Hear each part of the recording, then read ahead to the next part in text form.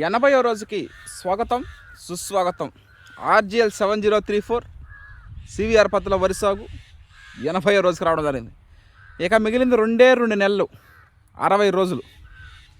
కరెక్ట్గా 2 నెలలు దాని తర్వాత శుభం కార్డు. లైఫ్ స్పాన్ వచ్చి 140 రోజులు పంటకాలం. ఇది 140 రోజుల్లో 80 రోజులు పూర్తయిపోయింది. 90, 100, 110, 120, 130, 140 60 రోజులు మాత్రమే మిగిలినది. ఇది ఇంకా నిన్న జూలై 19, 2026 నేను ఆదివారం సరిగ్గా 4 నెలల తర్వాత అనగా November 19 the pride of Telugu Indian rice RNR 15048 ఈ క్షేత్రంలో ఒక వెలుగు వెలుగుతాడు. ఆ రోజు సీడు సోయింగ్ ఫెస్టివల్ జరుగుతుంది నవంబర్ 19న. మామూలుగా ఎవరికైనా సరే సంక్రాంతి పండగ జనవరిలో వస్తుంది.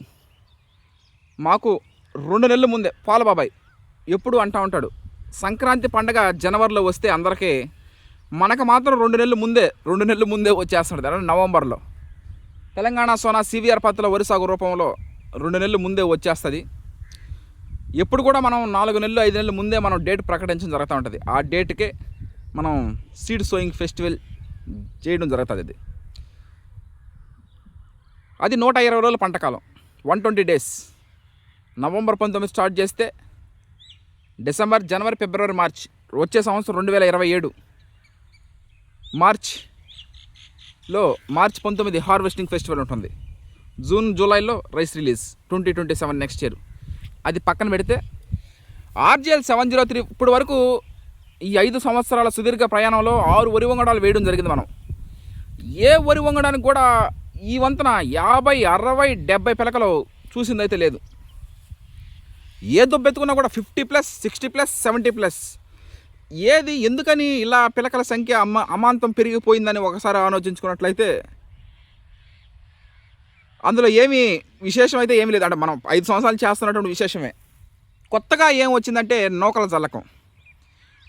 చల్లినటువంటి నూకలు ఎంత ప్రభావితం చేసిందంటే మన మాటలో చెప్పేదానికన్నా మీరు క్లియర్ కట్గా మొన్ననే లెక్కేసాం. 70 పిలకలు ఉంది ఒక దుబ్బ శాతం. ఏది ఎత్తుకున్నా కూడా 50+, 60+, 70 బిలో. యావరేజ్గా 30 పిలకల పై ఖచ్చితంగా ఏ దొబ్బెత్తుకున్నా, చిన్న దొబ్బెత్తుకున్నా కూడా 35+ ఉంటుంది ఖచ్చితంగా. అందులో ఏ మార్పు లేదు. లేత నారు నాటడం ఒకటైతే, మట్టి ద్రావణాలు స్ప్రేయింగ్ ఇంకొకటైతే. ఇవన్నీ సంవత్సరాల నుంచి ప్రతి సంవత్సరం చూస్తా ఉన్నాం 5 సంవత్సరాల నుంచి.